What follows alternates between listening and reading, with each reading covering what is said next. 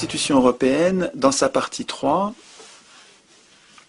et tout ça avait été écrit par traité, évidemment, sans assemblée constituante, la Constitution européenne, dans sa partie 3, imposait une politique, la politique libérale. Ça nous avait pris l'essentiel des débats, et pourtant, à mon avis, dans la partie 1, il y avait des choses bien pires. Alors, je me propose avec vous de résumer peut-être assez rapidement pour que ce soit pas fastidieux, mais 10 points qui me paraissent absolument stratégiques, révoltants, que les citoyens devraient connaître, qui font partie des institutions européennes, qui ont été écrites sans notre accord, qui ont été écrites sans nous demander notre avis, et finalement, au moment de nous demander notre avis, quand on a dit non, elles nous ont été imposées quand même par voie parlementaire, par le traité de Lisbonne.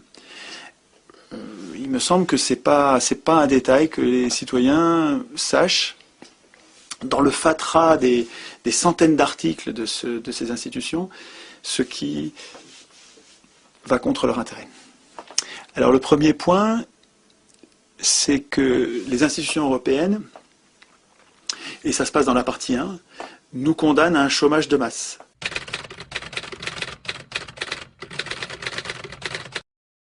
Et c'est pas écrit comme ça, bien sûr. Bien sûr, dans les institutions européennes, on ne dit pas les institutions garantissent que le chômage sera à un haut niveau.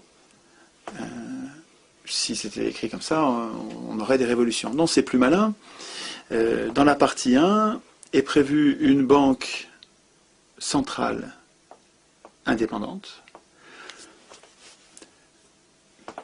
qui n'a donc d'ordre à recevoir de personne parmi les gens que vous élisez. Vous pouvez voter à l'extrême gauche, à l'extrême droite, au centre, où vous voulez. La banque centrale n'a plus aucun compte à rendre à ces gens que vous élisez, que ce soit chez vous ou en Europe. Et la mission, et ce qui va avec, c'est que la mission de cette banque, mission exclusive, prioritaire, la mission de la Banque Centrale Européenne, c'est de lutter contre l'inflation. Or, tous les banquiers du monde savent que mettre la priorité sur la lutte contre l'inflation, ça va se payer en chômage des plus défavorisés, des plus faibles. Alors, il y a plein de bouquins là-dessus, il y en a 2 quand même à connaître.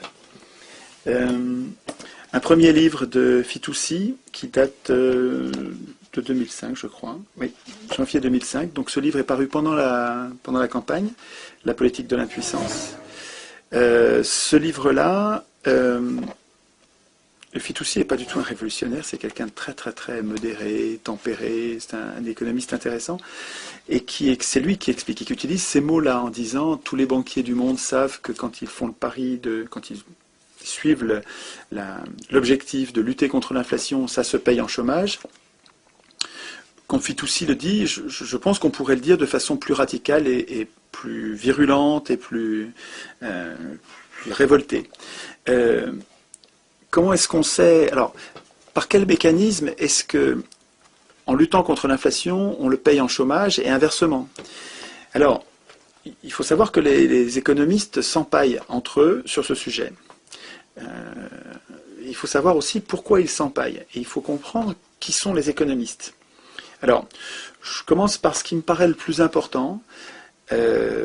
Dans la réflexion des économistes, l'un d'entre eux, qui s'appelle Phillips, a établi par l'observation, il n'a pas expliqué pourquoi c'était comme ça, mais sur un siècle de statistiques, il a observé que les périodes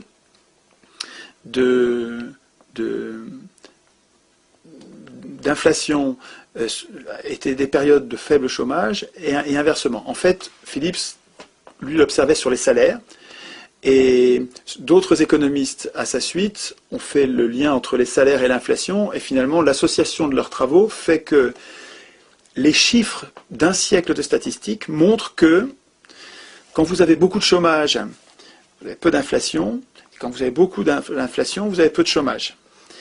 Et après ça, comprendre pourquoi fait l'objet de plein de débats d'économistes. Il y a des gens qui ne sont pas d'accord pour dire par quel mécanisme, mais si vous voulez, c'est empirique.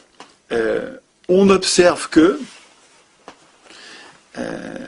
en luttant contre le chômage, les salaires vont monter et l'inflation aussi. Alors on peut comprendre, il y a des mécanismes assez simples, c'est que quand il y a peu de chômage, quand vous êtes sûr de trouver du boulot, si vous perdez votre boulot, vous allez en trouver un autre, vous allez être plus exigeant au moment de trouver un autre travail et de demander un salaire. Puisque vous n'êtes pas précarisé, vous n'avez pas peur pour votre emploi, vous savez que vous allez en trouver un autre, il y a de l'emploi pour tout le monde, vous allez être exigeant dans votre salaire. Et les entreprises répercutent les salaires qui sont des coûts pour elles, et les répercutent sur les prix. Donc il y a une logique en fait, assez simple et probablement robuste. C'est sûrement pas le seul rouage, mais c'est un des rouages à connaître, c'est que, inversement, un fort chômage permet aux patrons d'imposer de bas salaires. Parce que les gens ayant peur pour leur boulot ne sont pas exigeants, et ils sont plus dociles, et il y a moins de pression sur les salaires, donc il y a moins de pression sur les coûts. Donc ça permet aux patrons de continuer à faire de gros profits sans payer de hauts salaires. Alors, Friedman et une bande d'économistes, on peut dire prostitués. Je pense que d'une façon générale, les économistes sont une pensée prostituée. C'est rude comme attaque, mais je pense que c'est tellement évident que c'est quand même c'est difficile à contester. On ne peut pas dire que tous les économistes sont prostitués. Il y a des économistes qui sont humanistes, honnêtes, résistants et pas prostitués, pas vendus aux plus riches. Enfin, en gros, les économistes sont nés pour pérenniser la domination des plus riches, c'est-à-dire pour justifier et légitimer, naturaliser, comme si c'était un fait naturel et indiscutable. Parlons d'autre chose maintenant, la domination des plus riches. Ricardo était un fils de banquier, lui-même financier, et protégeait l'intérêt, avec sa théorie économique, protégeait les intérêts de sa classe. Et donc les économistes, alors parmi lesquels Friedman par exemple, contestent la corrélation qu'il y a entre la corrélation en niveau inversé qu'il y aurait entre l'inflation et le chômage, en disant pas du tout. La corrélation, il y a eu quelques années, dans les années 70, où la corrélation n'a pas été observée. Et ils ont pris cette variation dans les statistiques comme prétexte pour prétendre que la loi n'était pas bonne. Alors qu'en fait, on pourrait tout aussi bien dire que la loi est effectivement bonne dans la plupart des cas. Dans la plupart des cas, lutter contre le chômage va se payer en inflation, et laisser filer l'inflation permettra de résorber le chômage, ou on peut le dire autrement.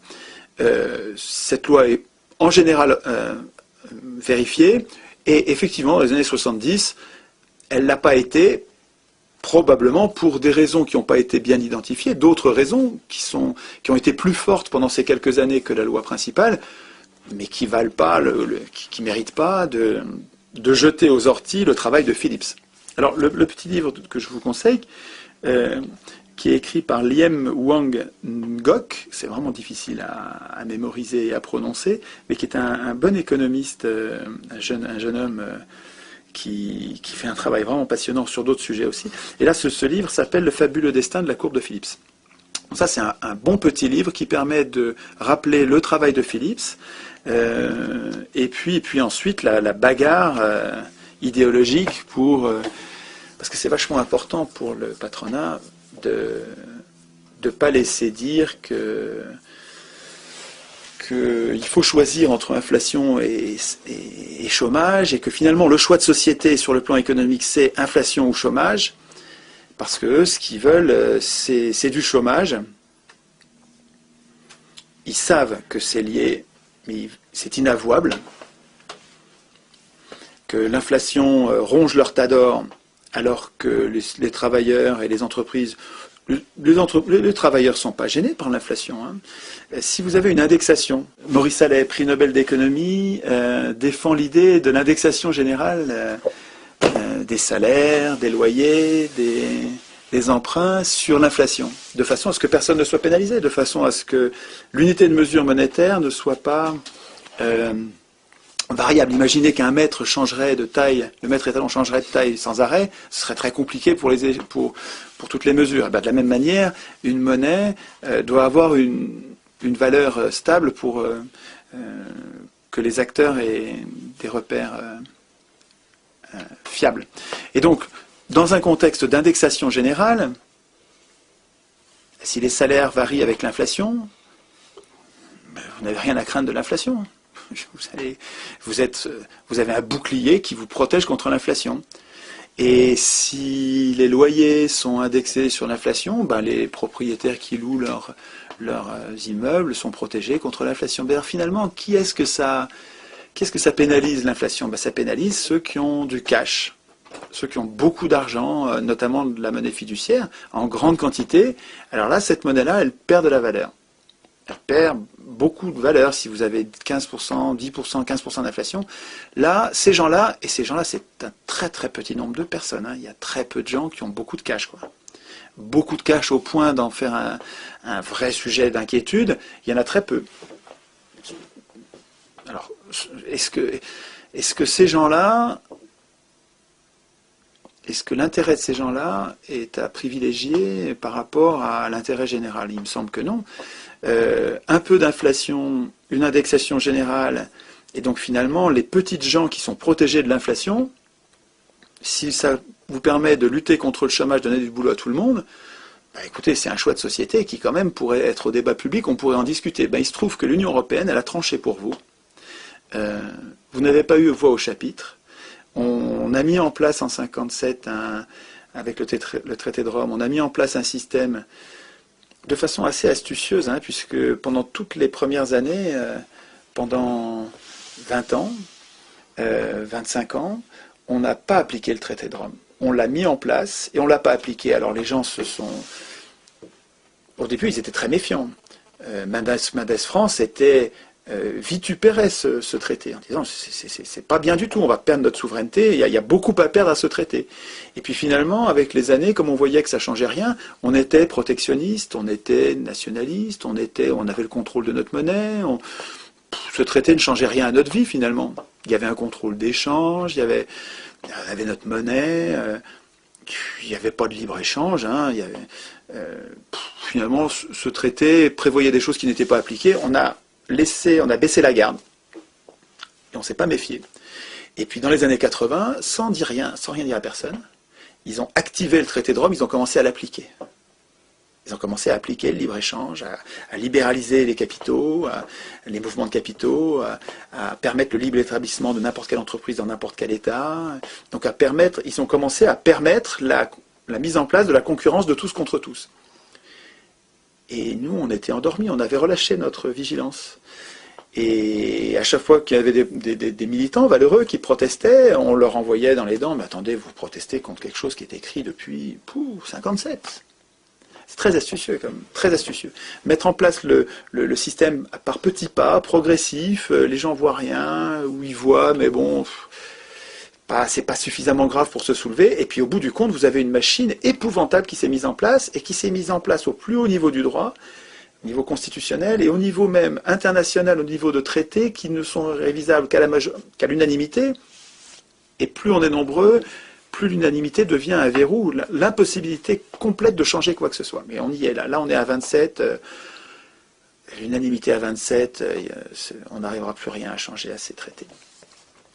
Et donc, pour reprendre le fil de ce que je disais, le premier point haïssable, vraiment haïssable, un sujet de révolte, un sujet de révolution, est l'institutionnalisation du chômage,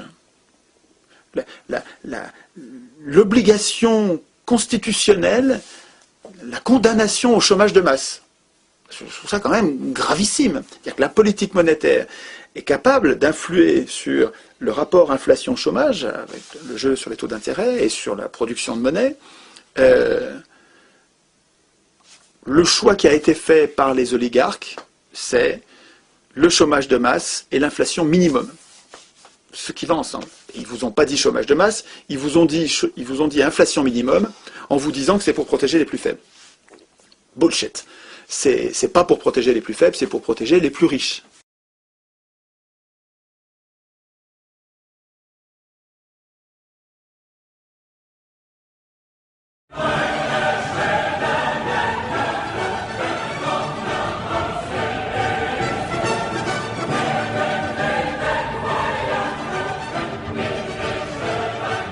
Deuxième point que j'avais pas vu moi en 2005 et qui est peut-être plus important encore, les institutions européennes interdisent aux États d'emprunter auprès de leur banque centrale.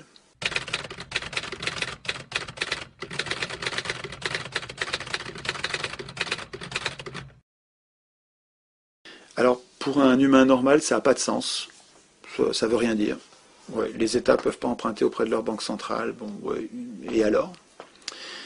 Et c'est pourtant essentiel parce que on en a parlé dans d'autres entretiens. Je vais aller vite. Quand un État emprunte auprès de sa banque centrale, la banque centrale lui crée de l'argent, pour lui, et note que l'État lui doit. Et au fur et à mesure que l'État rembourse cet argent ensuite avec les impôts ou avec les recettes de cet investissement, la monnaie est détruite au fur et à mesure sur le même modèle que le crédit habituel et le mécanisme de la monnaie-dette. Mais la différence avec le système qui nous est imposé aujourd'hui, c'est que quand un État emprunte auprès de sa banque centrale, quand il rembourse sans intérêt. Ou il remboursera plus tard, donc il peut avoir... Donc ça, il a de la marge, il a beaucoup de marge, et puis c'est pas coûteux. C'est plus du tout comme ça que ça marche. Aujourd'hui, ça, c'est absolument interdit.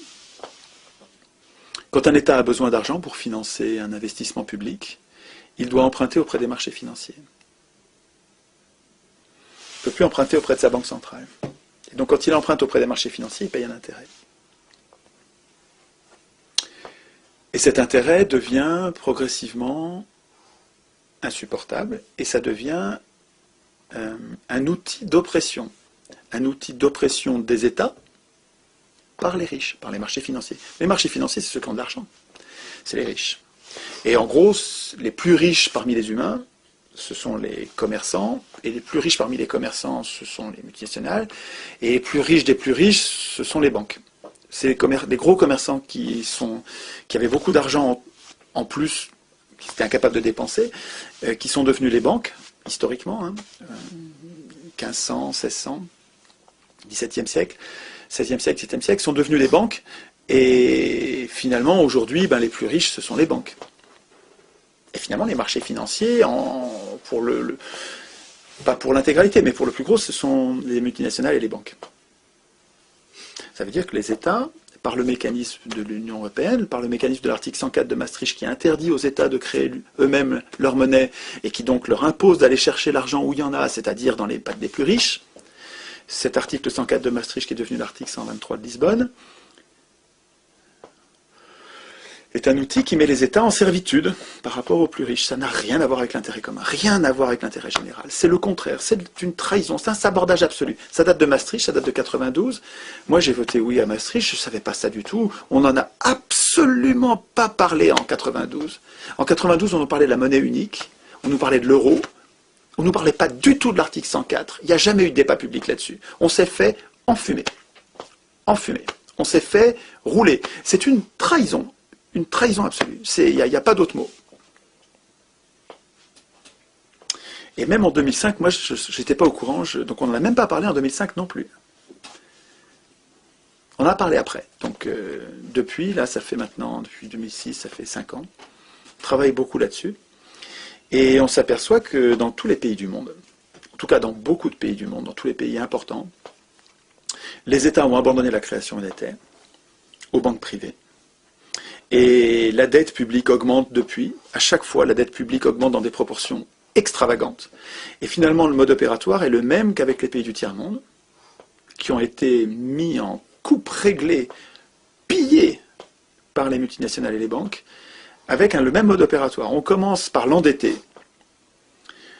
On lui fait miroiter des dépenses publiques qui sont soi-disant très importantes, un barrage, des lignes, des voies ferrées, des grands travaux gigantesques.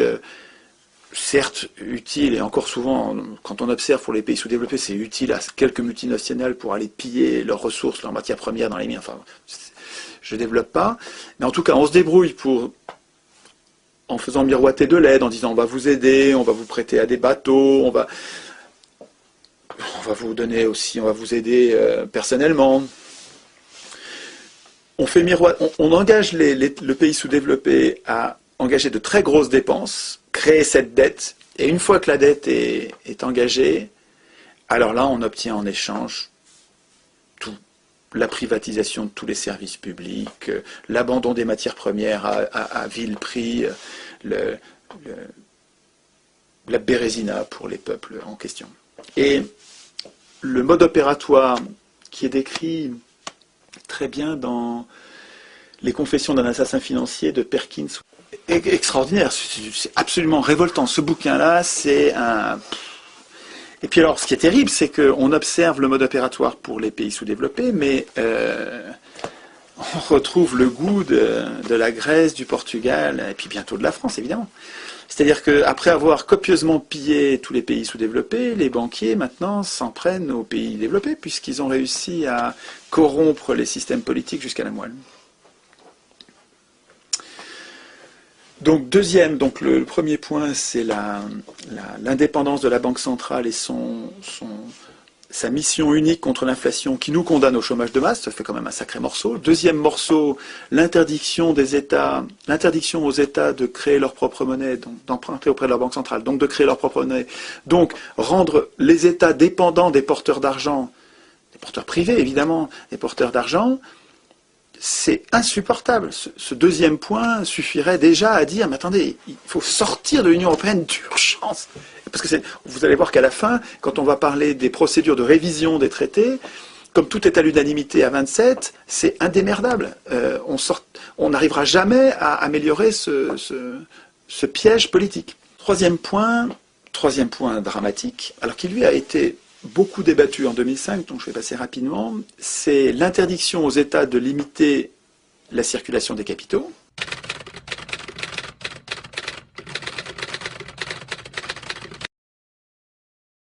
Je répète, interdiction aux États de limiter la circulation des capitaux. Ça veut dire que un État qui déciderait de ne pas laisser faire n'importe quoi en matière de capitaux serait, par ces traités félons, dans l'illégalité. Et puis, ce qui va avec, donc je le mets dans le même point, mais ce sont des dispositions différentes, mais elles vont ensemble, elles sont faites pour faire un effet de tenaille, un effet d'étranglement, liberté d'établissement. C'est-à-dire que non seulement les capitaux peuvent circuler, mais les entreprises aussi peuvent s'implanter librement dans les différents États. Ces deux dispositions, en fait, sont là encore un outil d'impuissance des États par rapport aux puissances privées, par rapport aux entreprises privées, notamment les plus grosses.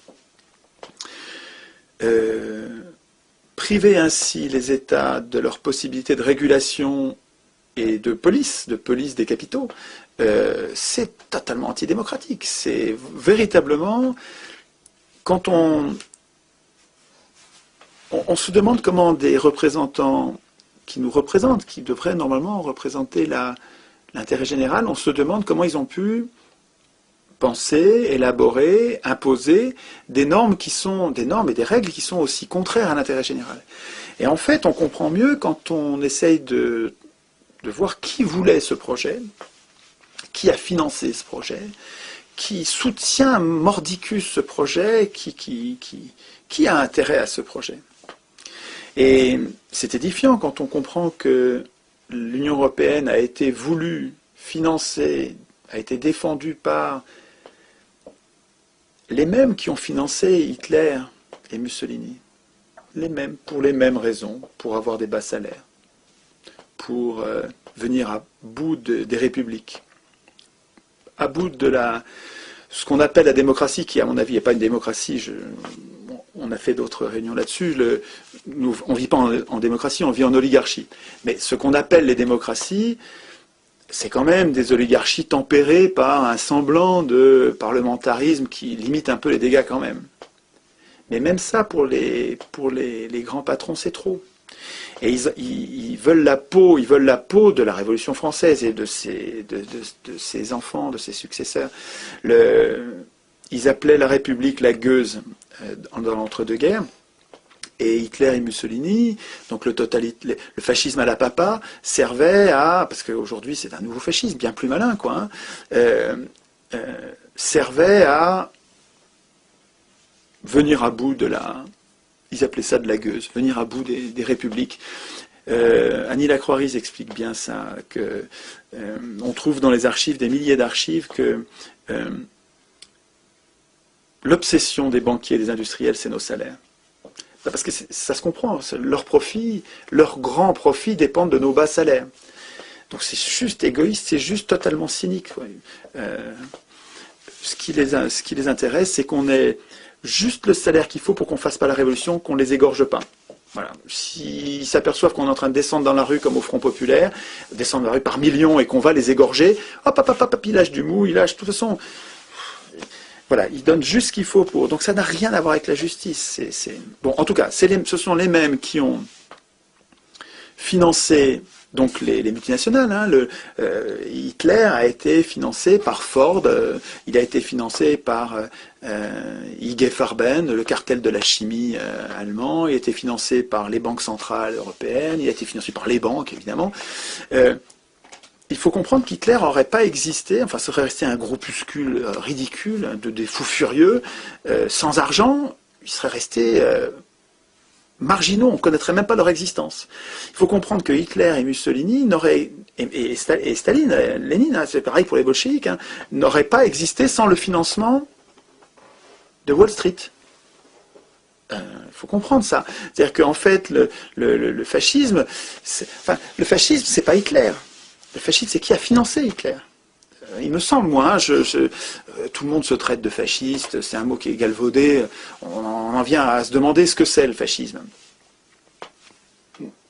Là où j'en suis de ma réflexion, je dirais que le fascisme, c'est la prise de contrôle de l'État par les plus riches, c'est une toute petite poignée de personnes qui prennent le contrôle de l'État pour pérenniser leurs privilèges et se servir de la force publique, parce que l'État a le monopole de la force publique, se servir de la force publique pour défendre leurs seuls intérêts, ou prioritairement. Et après ça, il y a différentes manières de mettre en place ce règne des privilégiés, qu'on peut appeler fascisme, on peut l'appeler autrement. Alors je sais bien que fasciste, c'est un mot qui historiquement veut dire autre chose, mais enfin, il faut que les mots soient utiles quand même. Si on les ramène constamment à leur stricte définition historique, on n'arrive pas à s'en servir parce qu'on va nous répéter que le fascisme c'était les faisceaux, que c'était donc historiquement un truc qui n'existe plus.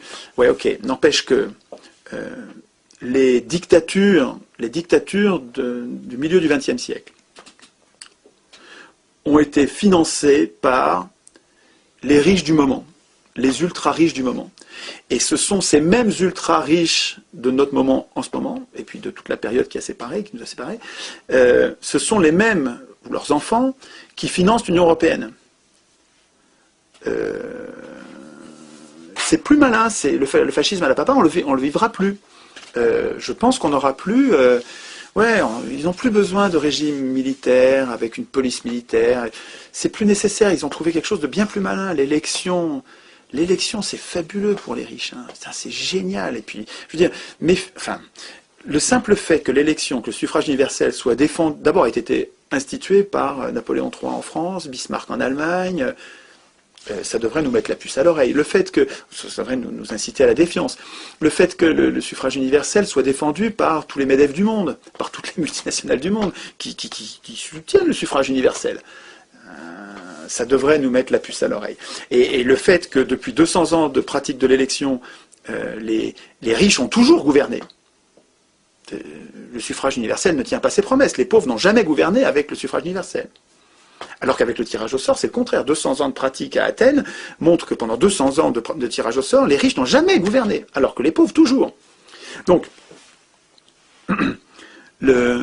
avec le suffrage universel, les multinationales, et notamment les multinationales de la finance, ont un moyen de nous faire voter nous-mêmes pour nos propres bourreaux, via l'Union européenne, un moyen qui est bien plus malin, contre lequel il est bien plus difficile de résister que le fascisme à la papa.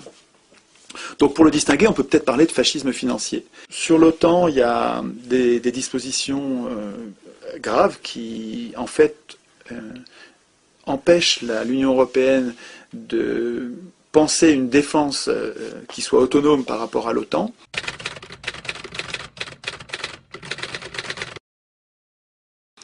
Alors on nous explique qu'évidemment chacun des pays faisant déjà partie, une bonne partie faisant partie de l'OTAN, on ne pouvait pas les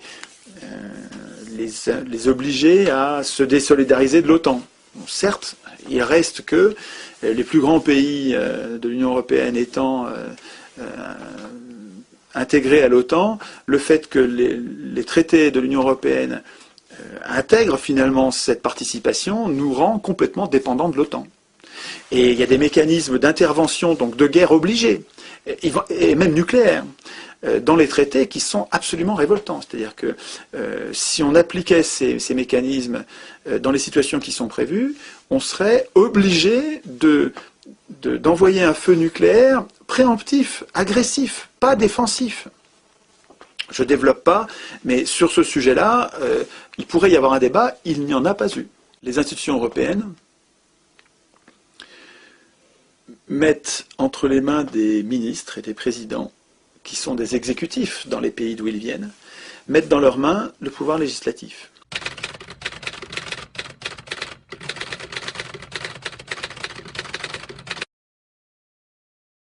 Alors, à deux titres. D'abord, en co-législateurs, les institutions européennes font des ministres qui normalement devraient être absolument cantonnés à l'exécution des lois. La séparation des pouvoirs, c'est toi tu écris les lois mais tu les exécutes pas, toi tu es Parlement, tu écris les lois mais tu les exécutes pas, et toi tu es exécutif, tu exécutes les lois mais tu les écris pas. En divisant les pouvoirs, on les affaiblit et nous autres, les gouvernés, nous protégeons contre les abus de pouvoir. Montesquieu. Et cette séparation des pouvoirs est très mal appliquée. Dans la 5e, elle ne l'est pas du tout. Puis dans la plupart des pays, elle est violée parce que ceux qui écrivent les règles les écrivent pour eux-mêmes. C'est ma thèse. Les institutions ne devraient jamais être écrites par des hommes de parti, et encore moins par des parlementaires, des ministres, des juges. Les institutions devraient être écrites par une assemblée constituante tirée au sort. C'est d'ailleurs le dernier point que j'évoquerai un petit peu à la fin. Mais en tout cas, si les ministres ici se voient attribuer un pouvoir législatif, c'est plus grave encore qu'au niveau national, parce qu'on ne sait pas du tout ce qu'ils font. Il faut se rendre compte qu'on a déjà du mal à surveiller ce que font nos parlementaires et nos ministres au niveau national, à la petite échelle de la nation, mais alors au niveau européen, est-ce que vous savez ce que sont en train de négocier pour vous, vos ministres, dans le cadre de l'Union européenne? Est-ce que vous savez? Est-ce que vous vous en occupez? Est-ce que vous vérifiez ce que signent en votre nom, les directives que signent en votre nom vos ministres dans le cadre de l'Union européenne? Ben, pas du tout, c'est trop loin, et puis en plus, le voudriez-vous? Vous ne pourriez pas, parce que c'est totalement opaque. Alors, à deux titres, les ministres sont co-législateurs, sont législateurs. D'abord, ils sont co-législateurs avec le Parlement. Donc le Parlement est complètement, en fait, infantilisé. Le Parlement ne peut écrire aucune loi tout seul. Il est accompagné des ministres qui doivent être d'accord pour que ça passe. En plus, le Parlement n'a pas l'initiative des lois. C'est complètement extravagant, c'est la Commission. Alors il y a des arguments bidons pour justifier que la Commission soit ainsi... La Commission n'est pas élue, hein, donc la Commission c'est des technocrates. C'est profondément oligarchique. Donc là, déjà, les ministres sont co-législateurs, mais en plus, il y a deux techniques de production de normes obligatoires de portée générale et illimitée dans le temps, donc c'est extrêmement dangereux pour nous. Hein. Une constitution, ça sert à éviter que de tels outils juridiques ne soient hors contrôle. Or là, ils le sont totalement. Donc, autre technique de production de normes obligatoires, les actes non législatifs et les procédures législatives spéciales. c'est des noms qui suggèrent rien. Je dis, qu'est-ce que c'est que ce truc-là? Ben, je vous dis, en français, c'est des lois sans parlement. Des lois sans parlement. Et sur quel sujet? Oh, des bricoles. Des bricoles. Le marché intérieur. Une bonne partie de la fiscalité. La concurrence. Tous ces sujets-là, le Parlement n'en voit pas la couleur. Le Parlement n'est pas concerné. Est-ce que il y a une liste des sujets sur lesquels on peut faire comme ça des lois sans Parlement, où les ministres écrivent le droit?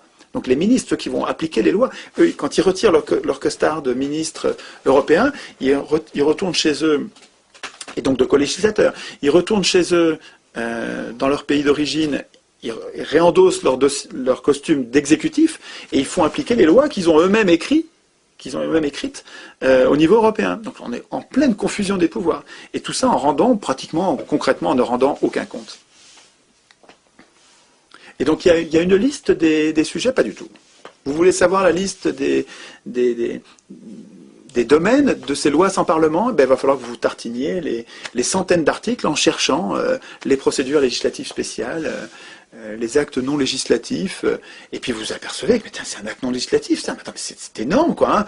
Pourquoi est-ce que ça a été retiré au Parlement? Est-ce qu'on nous explique? Est-ce que vous vous souvenez d'avoir eu un débat sur des lois sans Parlement à l'occasion du débat sur les institutions européennes? Bon, ça n'a jamais parlé, mais c'est dans la partie 1, ça. Hein. Dans la partie 1, sont programmées des lois sans Parlement. Il me semble que ça vaudrait le coup d'un débat public.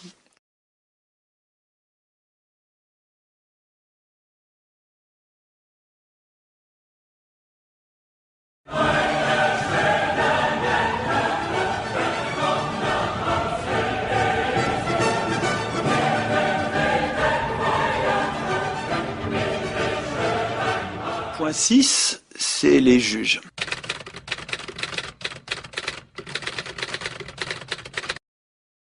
Les juges, vous savez, dans l'organisation classique, qui à mon avis pourrait encore être améliorée, mais dans l'organisation classique de Montesquieu, les juges étaient le troisième pouvoir.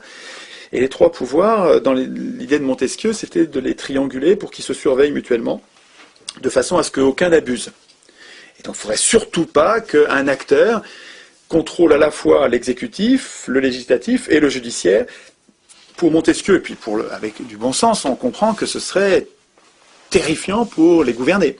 Parce qu'on serait dans une situation de monarchie, en fait, avec quelqu'un qui a tous les pouvoirs.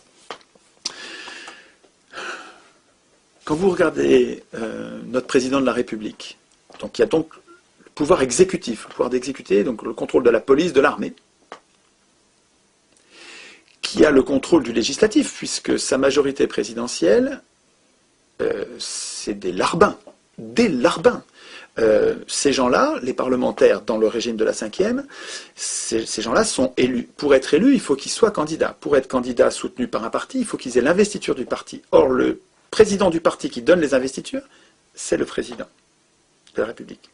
Donc c'est le même bonhomme qui a dans ses mains l'exécutif et qui en même temps décide de l'investiture ou de la non-investiture à la candidature. Donc le droit à candidater, le droit à être candidat, donc à être réélu. Donc c'est lui qui décide, c'est le président qui décide de la survie politique des parlementaires, de la majorité des parlementaires. Un enfant comprend l'état de dépendance des parlementaires par rapport au président de la République. Donc ça, c'est une monarchie. On est déjà dans la confusion des pouvoirs législatifs et exécutifs. Parce que le Parlement est au moins, on va dire, sous influence, mais c'est beaucoup plus grave que ça. Il est sous influence du président de la République. Donc, en fait, la République, là, elle est déjà sous l'influence d'un parti, et beaucoup plus gravement d'un homme, du chef du parti. C'est totalement oligarchique, mais c'est dans le génome de l'élection. Hein. L'élection, elle va être gagnée que par des gens qui se groupent, donc par des partis, et les partis, mécaniquement, sont dominés par leur chef. 1911, hein, c'est un vieux livre, excellent, d'actualité, pose des problèmes qui restent d'une actualité brûlante. Les humains ont besoin de chefs, les humains ont une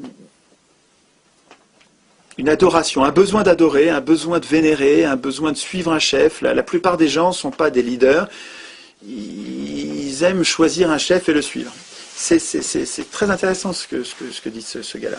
L'élection, à mon avis, dans son génome, elle porte la domination d'un chef, du parti victorieux. Et c'est ce qu'on voit dans la 5e, hein, complètement ce qu'on voit dans la 5e. Alors, je continue, je reviens à mes juges. Dans une organisation des pouvoirs équilibrés où les pouvoirs sont séparés, il y a aussi les juges, donc qui sont le troisième pouvoir. Et quand vous voyez que notre président de la République s'en prend aux juges frontalement, quand le chef de l'exécutif en France parle de supprimer les juges d'instruction, parle d'affaiblir les juges à tout propos, de les ruiner en fait, de leur donner aucun crédit, donc ils sont complètement débordés les juges, donc de les discréditer en disant regardez ça marche pas, c'est en retard, tout ça relève d'une politique, une stratégie, ils peuvent le nier, ils peuvent pousser des cris d'orfraie en nous traitant de populistes, ou de complotistes, ou de conspirationnistes, que sais-je, quelle autre bêtise. Les faits, c'est que les pouvoirs publics en France sont en train de ruiner la justice française, de la maltraiter, de lui donner pas assez d'argent pour qu'elle puisse pas faire son boulot, et finalement de rendre la justice incapable de nuire. De nuire à qui? De nuire à l'exécutif. Parce que on pourrait imaginer une justice qui soit capable de faire du mal à l'exécutif, de le surveiller, de le traquer, de le punir. Mais là, vous savez comment marche la cinquième. Vous savez que dans la Cinquième République, il y a un procureur de la République, qui est un subordonné du chef de l'État, un subordonné du ministre de la Justice, donc du président de la République. Donc il est aux ordres, c'est pas un juge. Le procureur de la République, c'est pas un juge, c'est un fonctionnaire. Et ce gars-là peut décider de l'opportunité des poursuites ou de la non-opportunité des poursuites. C'est dingue. Ce gars-là peut dire non, ça c'est pas la peine. Et vous savez quand est-ce que sont appliqués les non-lieux? Donc les cas dans lesquels un procureur dit il n'y a pas opportunité de poursuite. Non, c'est pas la peine. C'est pratiquement tout le temps des politiciens ou des industriels, des notables. Quand des notables vont être punis, non-lieu. Ça sert à ça. C'est profondément injuste. C'est profondément injuste. C'est monarchique. C'est l'Ancien Régime. Bon, en tout cas, le troisième pouvoir que pourrait constituer la justice en France, c'est quand même... Bon, il y a des juges valeureux qui résistent, il y a des Portelli, il y a des gens formidables qui résistent. Dans la justice, il y a des pointures, heureusement. Puis quand ils ne sont pas contents, ils s'expriment très très bien, ils savent le dire. Heureusement, bon, c'est pas fini, la bagarre n'est pas finie. Mais bon, il y a un vrai danger de tyrannie avec l'affaiblissement de la justice. Il faudrait qu'on ait une justice indépendante. Elle ne l'est pas en France. Et c'est ce qu'on nous renvoie dans les dents quand on proteste contre la dépendance. Je dis bien la dépendance, pas l'indépendance. La dépendance des juges européens envers les exécutifs qui les nomment. Parce que c'est ça qui est incroyable. Alors, quand on proteste contre ça, on nous dit mais c'est pareil en France. Bah oui, mais un excès en justifie pas un autre. C'est pas parce que c'est épouvantable en France qu'il faut qu'on l'institutionnalise au plus haut niveau du droit et ça changera plus jamais en Union européenne. L'argument est spécieux. Alors, comment ça marche dans les institutions européennes? Eh bien, les juges européens sont nommés pour 6 ans, ce qui est court, renouvelable. Renouvelable, ça veut dire non renouvelable. Ça veut dire que les juges européens dépendent pour leur carrière des exécutifs qui vont avoir à juger. Et ça marche, nulle part ça marche comme ça. Ça, c'est une justice qui n'en est pas une. Si les juges dépendent, ils vont pas être sévères. Ils vont pas être sévères envers les exécutifs pour qui dépendent de leur carrière. Alors, on me répond que comme ils sont plusieurs, c'est pas si facile d'avoir des juges dociles. C'est connerie. C'est pas sérieux. Si vous désignez des juges européistes, des juges eurolâtres, si vous désignez des juges qui sont mondialistes, des juges qui sont libéraux, des juges qui sont... vous n'aurez même pas besoin de leur donner la moindre consigne, effectivement. Ils seront libres, mais ils vont développer une idéologie qui est contraire à l'intérêt général. Et sans avoir besoin de les corrompre, de leur dire quoi faire. Mais parce que vous les avez nommés, et parce qu'ils dépendent pour leur carrière de ceux qui les ont nommés. Donc c'est extrêmement dangereux ce qui se passe au niveau des juges. D'ailleurs, les juges européens participent activement rouleau compresseur ultralibéral de la Constitution européenne. Ils participent, ils en rajoutent au traité, dans leur interprétation. L'initiative, c'est un pouvoir essentiel en démocratie, totalement confisqué au peuple. Le peuple européen, les peuples européens n'ont aucune initiative en aucune manière. C'est simple. Absolument aucune. Ni initiative pour désigner des candidats, ni initiative pour révoquer des candidats s'ils ne sont pas contents, ni initiative pour proposer des lois, ni initiative pour révoquer des lois, pour abroger des lois, révoquer des acteurs. Il n'y a aucune initiative. Il y a juste une bouffonnerie, une pantalonnade qui est le droit de pétition, qui n'a aucune force contraignante. Il faut qu'on soit des millions à vouloir demander pardon à la Commission, ou demander la permission à la Commission de, si elle veut bien transmettre au Parlement un projet pour que le Parlement en discute. Bullshit, on se fout de nous. Ce truc n'a aucune valeur. Voilà, ça ne vaut rien, c'est du foutage de gueule intégral. De la même manière qu'en France, on nous a servi la même chose. Vous savez qu'on nous a... Ils ont changé la Constitution puisqu'ils l'écrivent eux-mêmes. C'est extravagant.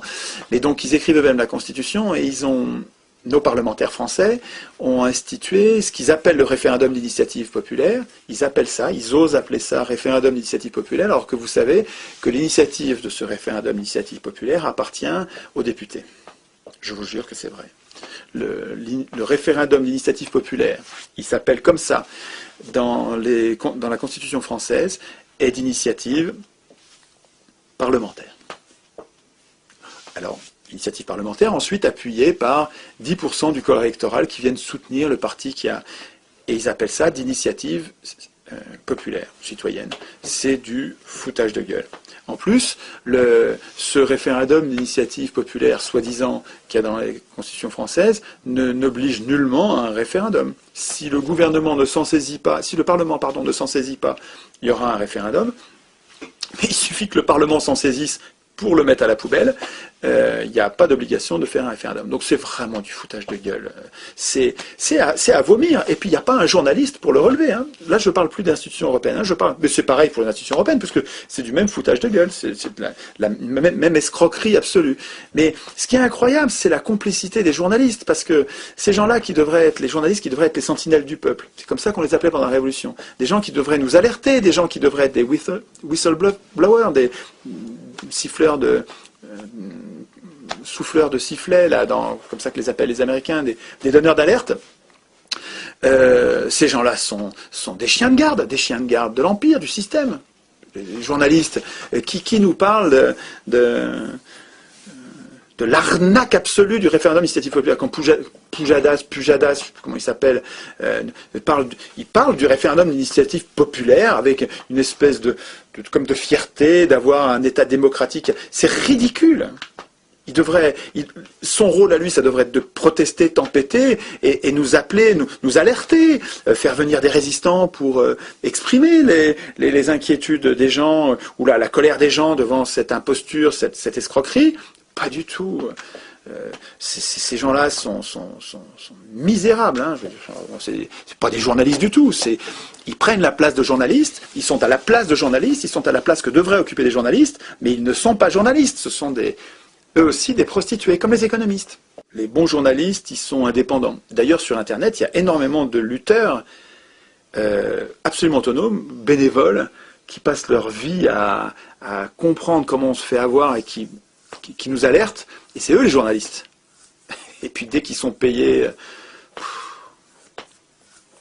c'est pas instantané, mais pratiquement. Dans les institutions européennes, le pouvoir législatif est détenu par des non-élus.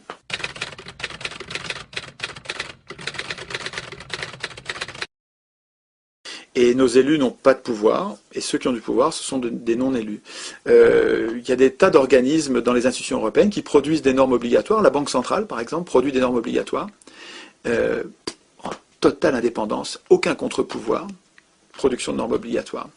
Les conseils, la conférence intergouvernementale, enfin il y a plusieurs organes, et puis bien sûr le Conseil des ministres, qui produisent des normes exactement comme des lois. C'est des lois, vraiment c'est de l'escroquerie de dire que c'est pas des lois, et sans Parlement. L'avant-dernier point est celui de la résistance aux abus de pouvoir.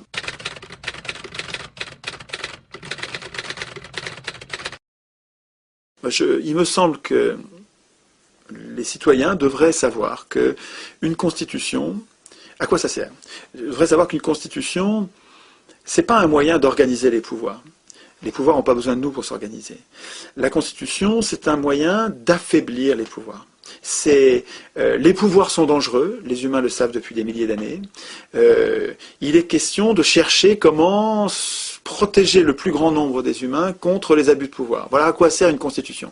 Une constitution, c'est comme un contrat, mais attention, pas un contrat qui serait passé entre le gouvernement et les gouvernants et les gouvernés, parce que ça supposerait que les gouvernants préexistent à la constitution, ce qui n'est pas le cas. La constitution, c'est un contrat passé entre les gouvernés et les gouvernés, pour établir ensuite des gouvernants, mais sous contrôle. Il est donc essentiel que, et c'est mon dernier point, que ceux qui écrivent la Constitution soient désintéressés, ne soient pas ceux qui vont être affaiblis par la Constitution, sinon ils vont tricher. Si vous laissez les parlementaires écrire la Constitution, ils ne vont pas prévoir de vrais contrôles, ils ne vont pas prévoir de vraies sanctions, ils vont prévoir des contrôles factices. Donc, l'avant-dernier point qu'il faut souligner sur les institutions européennes, c'est qu'elles ne prévoient aucun moyen de résister. Cherchez, pour moi j'ai passé des milliers d'heures là-dessus, cherchez dans les institutions un moyen pour nous, simples citoyens, comme le feraient les Suisses, puisque les Suisses, vous savez qu'un citoyen suisse peut se lever en appelant les autres à voter un référendum pour abroger une loi, pour imposer une loi, pour même changer la Constitution. Ils ont gardé l'initiative, les Suisses. Est-ce qu'il y a l'embryon de ça dans les institutions européennes? Rien. Il n'y a rien.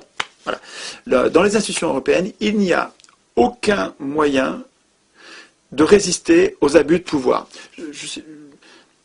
Repassez-vous cette phrase, s'il vous plaît, dans la tête, parce que c'est extrêmement important. Dans les institutions européennes, vous n'avez plus aucun moyen de résister aux abus de pouvoir. C'est dramatique. Tant qu'il n'y a pas d'abus de pouvoir, on ne s'en aperçoit pas. Et puis quand les abus de pouvoir commencent, quand ils commencent à vous détruire la retraite, quand ils commencent à détruire la Sécu, quand ils commencent à détruire tous les services publics de santé, de transport, d'énergie les uns après les autres, c'est trop tard. Je vous dis, il n'y a pas de moyen de résister. On est dans un piège politique, les institutions européennes sont un piège politique, voulu par... Ah oui, tiens, on pourrait se rappeler de ça. Voulu par qui? Ah ouais, voulu par des multinationales. Tiens, ouais. Et les multinationales, est-ce qu'il faut confondre leur intérêt avec l'intérêt général? Peut-être pas. Peut-être que c'est pas tout à fait le même. Et alors, voulu par donc les institutions européennes qui nous privent de tout moyen de résister. Ah ouais, tiens, ça me rappelle quelque chose, ça. Quand Hitler et Mussolini supprimaient les syndicats, supprimaient les moyens pour les gueux de résister un peu à l'oppression des riches. Ah ouais, qu'est-ce qui finançait Hitler et Mussolini? Ah ben c'était aussi des cartels, des multinationales, des banques. Ah ouais, ça a un air de famille quand même. Hein. C'est plus malin, c'est moins voyant, c'est moins brutal. C'est brutal quand même. Je ne vois pas d'argument pour rester dans les institutions européennes. Dans le débat qu'il y avait en 2005 pour le oui ou pour le non, là, les tenants du oui n'avaient que des belles promesses vides d'arguments, vides de preuves, en nous disant l'Europe c'est la paix. Mais c'est pas vrai. L'Europe, ça n'a pas empêché qu'on aille bombarder les Serbes. Les Serbes, nos alliés de toujours, un pays, avaient bombardé les populations civiles en Europe. La paix. Vous êtes sûr que ça va garantir la paix?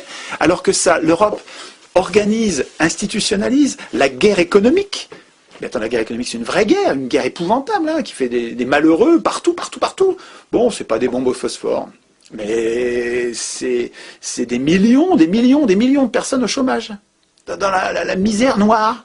Le dernier point, qui ouvre sur une solution en fait. Hein.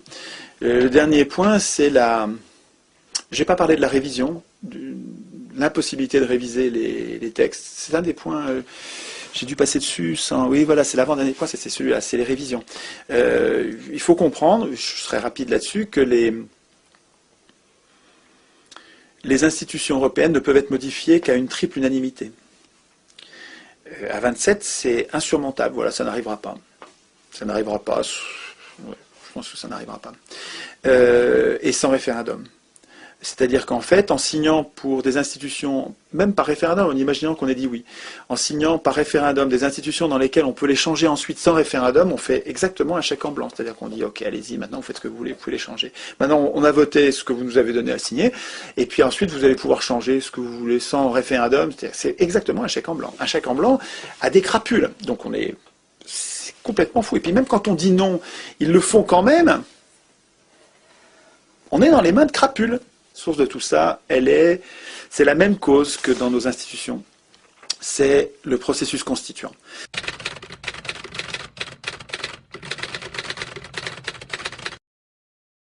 C'est-à-dire que c'est l'origine. Moi, je remonte à la racine, je cherche la cause des causes. Et la cause des causes sur le traité de l'Union européenne, c'est qui a écrit ces maudites règles. Qui a écrit ces maudites règles? À chaque fois, dans les institutions françaises comme les institutions européennes, à chaque fois, ceux qui écrivent les règles n'auraient pas dû les écrire. C'est pas à eux d'écrire les règles. C'est pas aux hommes de parti.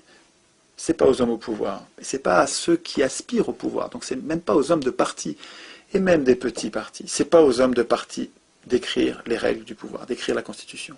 Ces gens-là sont juges et partis. Ils écrivent des règles pour eux-mêmes. Quand vous êtes dans un parti, vous n'êtes pas encore élu, mais vous vous projetez dans l'avenir. Un humain, ça se projette dans l'avenir. Il sait qu'un jour, il sera élu.